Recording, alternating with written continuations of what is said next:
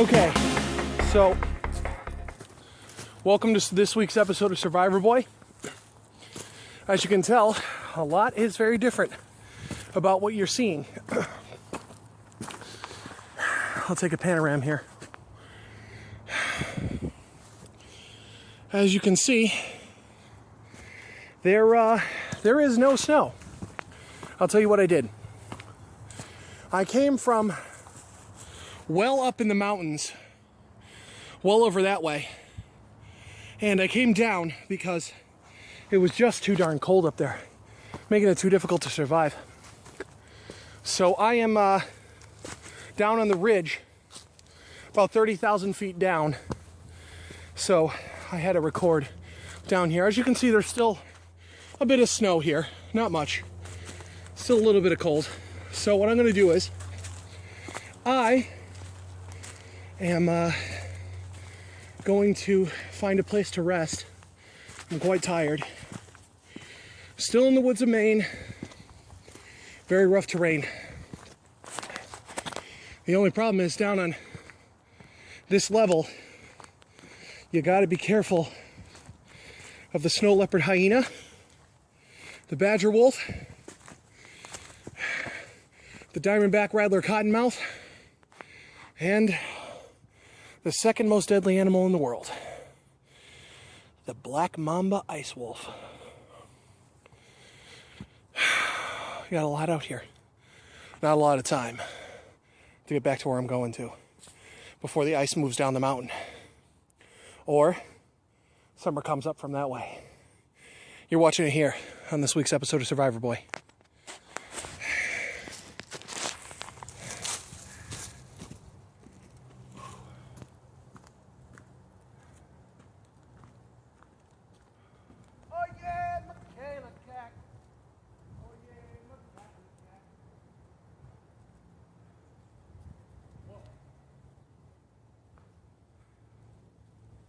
See?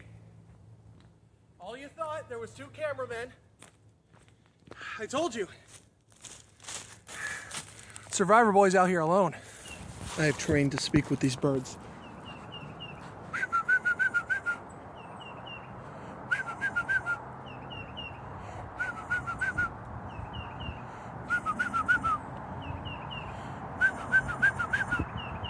Okay, he just let me know that there was a water source not too far from here. I'm gonna get to it. So I had to stop here because I came upon this great product here of nature. This is the Ugamba vine. It is very, very fibrous, and that's good. Now you were thinking, oh, there we go. Now you're thinking, SurvivorBoy, you could use that as a rope, or you can use that as a climbing device. Not so. This is nice and dry and fibrous, easily broken, great fire starter should I need one. I'm gonna ravel this all up and take it with me. Unfortunate side of being down the mountain, the Significatorium is back in bloom down here, and it's starting to come up strong. Good thing I'm wearing my patented SurvivorBoy pricker-resistant Levi's. All right, I'm going to continue along this path I seem to have stumbled across. Connecticut is the hardest terrain I've ever had to survive. With its rapid changing climate, it can go from 82 degrees Fahrenheit to 12 degrees Fahrenheit in a matter of minutes.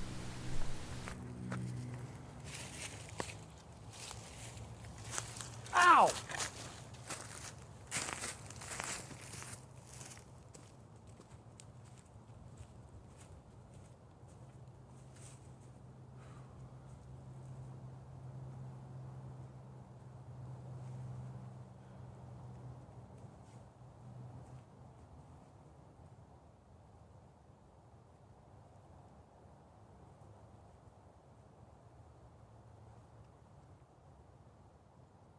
It looks like I'm coming up upon a clearing.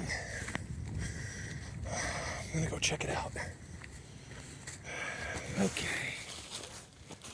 I'm gonna go check out the clearing. You guys stay here. I have the training. Oh yeah, okay, let's get.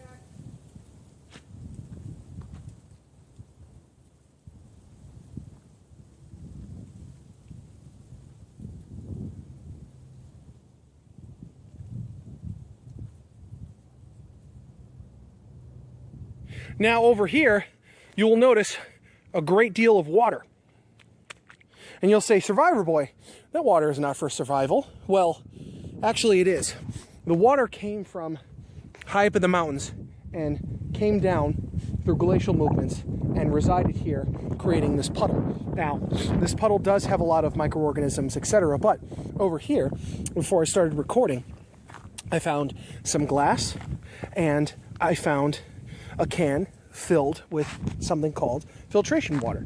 This filtration water consists of water from the mountain flow and a bunch of cigarette filters lined up against the walls of the can.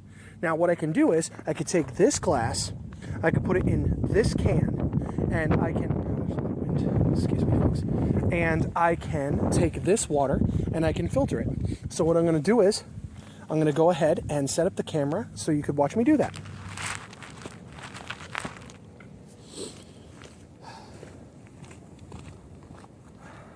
All right, folks.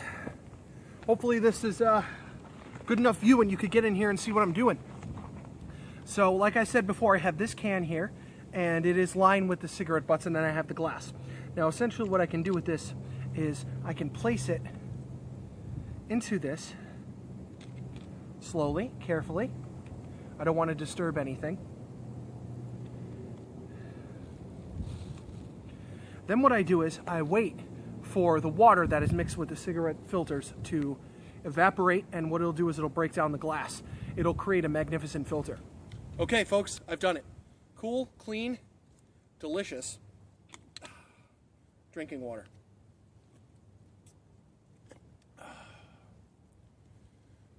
Makes you feel human again.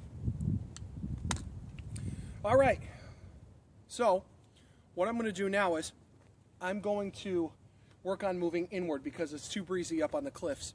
The cliffs are, it could get cold at nighttime, and I don't want that to happen because I could get, hypothermia and all that good stuff. So, all that bad stuff. So,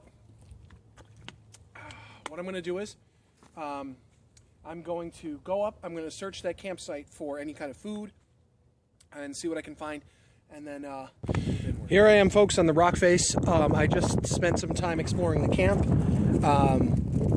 and unfortunately there's not many places you can go to without any kind of human remains. So I found in this bag one of these, protein and more protein, in the likes of 3 pieces of beef jerky. I wish I had mung-face jerky left. There's at least 150% more protein than in one of these. So I've got my water. I've got some food.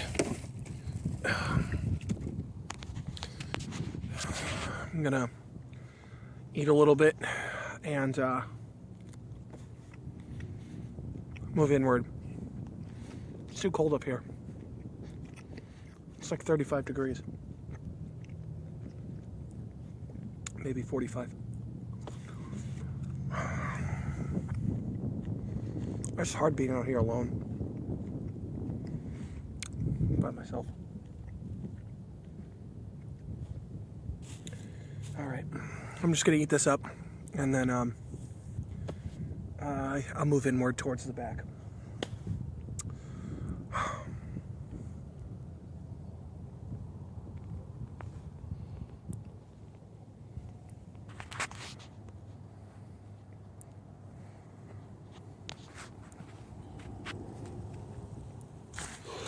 Okay, I had to pack my stuff up and get out of that camp pretty quick. Otherwise I would have recorded it. Unfortunately, Maine is a world that exists with poachers in it. And I had to get out of there because poaching is a highly illegal activity, and they were hunting the glorious elder ivory-tongued moose, and that is extremely illegal. I saw in their bag, sadly, the remains of no less than 6 of them. The ivory tongues of that moose are each worth at least $50,000 to $60,000. As you can see, I got away from the camp, but the poachers are still up there. I'm nowhere near any kind of civilization that would merit a reward for such turning on such thieves. So I must get out of there quickly, because if they did see me, which fortunately they did not, they would have most likely captured me and found ways for me to not speak about their crimes to anyone. Fortunately for the moose, I am an activist for their species, and they will be reported as soon as I get back to civilization. I have their descriptions, and I have the vehicle's license plate. I only saw 3 numbers, but that should be enough to identify them. All right, back to survival since I'm far enough away. I've come across this mighty stream, and when it comes to streams, I don't fool around. I could slip, I can injure myself. That moss could be very slippery. I have my waterproof boots on, so I'm gonna brave this mighty fjord.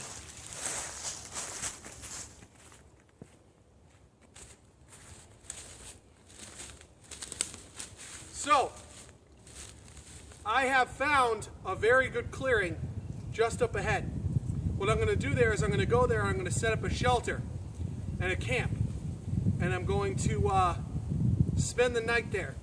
I think it would be the best opportunity to get some food, some rest, and some water. I'm going to head that way.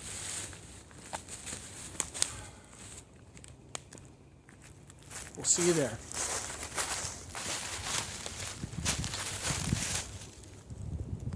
Next time on SurvivorBoy. Okay, here is the work. It took me about a little bit longer than expected. It took me about 7 minutes. I was hoping to get it done in 5.